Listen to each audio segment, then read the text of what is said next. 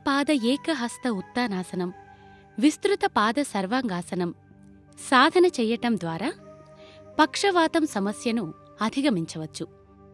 ఏకపాద ఏకహస్త ఉత్తానాసనం. ఈ ఆసనం సాధన చేయడానికి ముందుగా వెల్లకిల్లా పడుకోవాలి. తరువాత చేతులు రెండింటినీ పైకి పోనిస్తూ నేలపై భుజాల వెడల్పులో చాచి ఉంచి కుడి చేతిని ఎడమ కాలును 1 అడుగు ఎత్తులో ఎత్తి ఉంచాలి. శ్వాస బిగపట్టి ఉంచాలి.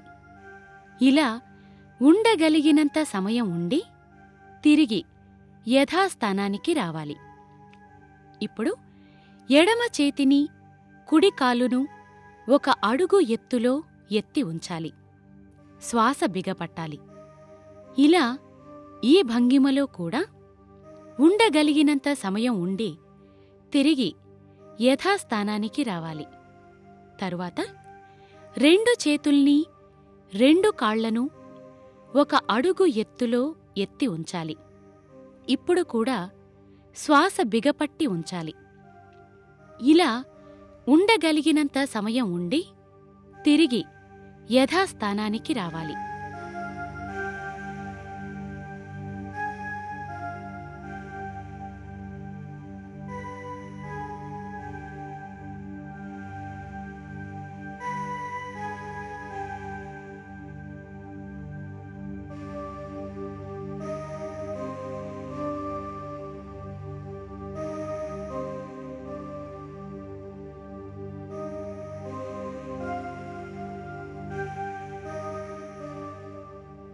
ఇలా ఈ ఆసనం రోజూ 4 నుండి 6 సార్లు సాధన చేయవచ్చు.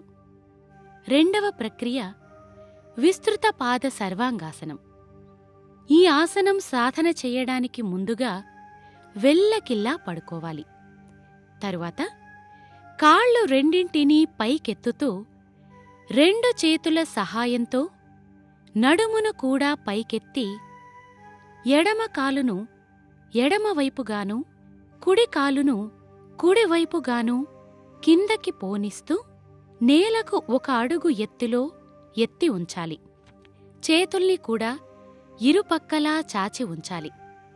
శ్వాస సాధారణంగానే తీసుకోవాలి.